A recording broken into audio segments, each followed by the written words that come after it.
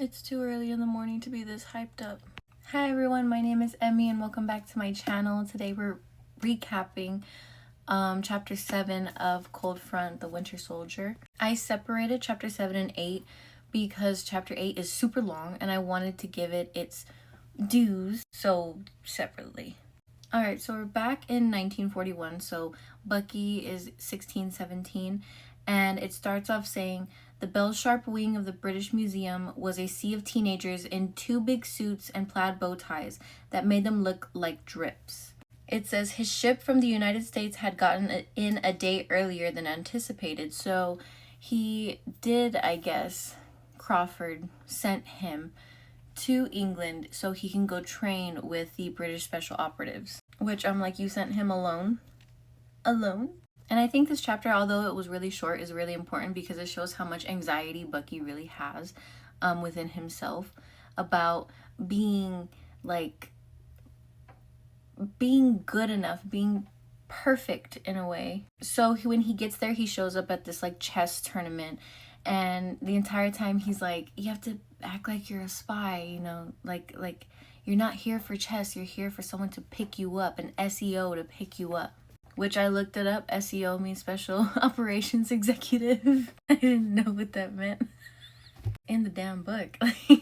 So he's waiting in line to get processed to go into the chess tournament so he can play chess, and he's really waiting for somebody to pick him up, to take him to wherever they need to take him for his training. It says, the perfume of the woman at the registration table, she was young and pretty, and the neckline of her bird print blouse dipped every time she bent over to fill out a new card. He even says, focus, Bucky, be a spy. He's so funny. She asked for his name, and he says James Barnes. And he said, it had been disappointing learning that he'd be entering under his own name and not a fake one. He had a list of possibilities ready when his instructions had come in from the SEO. It had been to enter with his own name and passport and tell them that he was there for the Oswald Shelby Memorial Chess Tournament. The British government would do the rest. He just wants to be a spy. Like I don't think, I don't think he's taking it seriously, everything that's happening around him, but I don't think he's I don't think he's understanding what he's getting himself into. You know what I'm saying? This is a huge and very dangerous thing that he's going into, a responsibility I think he still is so young and too young to understand until he's there. Which honestly is very scary for, someone who's reading that's wow. Because if we remember from the last chapter when he was talking to Mr. Yesterday, that's the British operative guy, he said, you won't understand how important and how scary this job really is until you're carrying a cyanide pill and you are, wondering if you should take it because you're compromised. And I don't think Bucky really is understanding that right now. I just think he's too much I'm free, I'm finally living, what I've been wanting to do, and he's not really thinking about how crazy this is. So she's looking through, she finds his name, she says, you're from the USA, you're 17, which he's yeah, and he's that he hates being so young because he feels like people don't take him seriously. What would you know? You're only 17. When Bucky feels like he knows a lot for, his age. She tells him to go to table 12. And this is when I had said, Bucky has a lot of anxiety, because then he's oh, you really want me to go sit at a table to play chess? I don't know how to play chess. This wasn't in the training, or no one had told me I was doing this. He said he'd expect someone to have pulled him down a secret corridor. Was he supposed to go somewhere or do something? He had read the dossier they'd sent him. He'd also left it back at Camp Lay by accident, but he was sure he remembered most of it. He's what do you mean? I don't know how to play chess.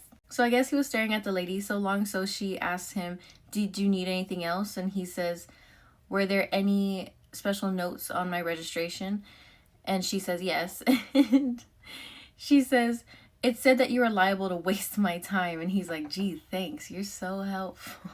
I love sassy Bucky because I feel like in the show, in the MCU, in the movies, we're just so focused on like sad Bucky and everything, and then you get to the Falcon and the Winter Soldier, and he's just so sassy, and I live for sassy Bucky. So he gets to table 12, which was where he's supposed to go, and there's a girl sitting there, and he's like, what are you doing here? Like, you're a girl. I noticed the way they write, and I have to remember that this is the 1940s and not 2025. But Bucky's like, you know how to play chess? You're a girl. What do you... I thought girls just wanted to play with makeup. Like, what do you mean you know how to play chess? Like, that... that's his whole, like, mindset in the beginning of this whole thing, is he's like, okay. So she's like, hey, shut up and stop talking. Let's play some chess. I'm ready. Like, I've been sitting here waiting for my person, and now you're here. Like, let's play. And I think it's so funny because he does not know how to play chess. He does not know. So she's like making moves and he's basically copying her. And she's like, are you copying me? And he's like, I'm playing chess. And she's like, no, I'm playing chess. You're playing mimic. Don't tell me a symmetrical defense to my English opening is intentional. And just starts throwing the like most random chess like strategies at him. And he's just there like... So while they're playing and bickering, a man comes up to the table and is like, excuse me. He says, a tall man with precisely combed dark hair was standing at the end of our table. The green ribbon pinned to his lapel designated him one of the tournament's arbiters. Here we go. It's not even German and I can't say things. So this man comes and he's like, sorry to interrupt, but you seem to be at the wrong table. Bucky's like, yes, I'm at the wrong table. Like, are you the one that's going to pick me up? So he's like, oh, yeah, let me just go. And the guy says, no, you're not at the wrong table. He points at the girl and he says, you are at the wrong table. You need to come with me. And the girl is like, no. I'm supposed to be at table 12.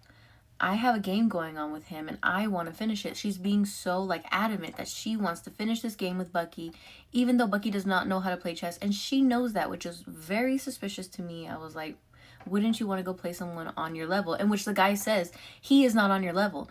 And she's like, yes, but it's an easy win. Why would I want to leave? She basically tells him, go take it up with the registrar and be done with it. Be gone, peasant. So he leaves and Bucky is like, why are you so adamant to stay with me if you already kind of figured out that I don't know how to play chess? And he kind of asks her that. And she's like, it's an easy win. Why would I want to leave? I'm going to beat you. And that's a notch under my belt. So he starts thinking, you're the one I'm supposed to meet. You don't want to leave my table. You didn't want to leave me. You already kind of figured out that I don't know how to play chess. It's you. You're supposed to pick me up. And so he tells her all this and she's like, are you trying to flirt with me? Like, get out of here. So she basically gathers all her things and she starts to leave because she's like, ew, this boy is flirting with me. Boys are icky.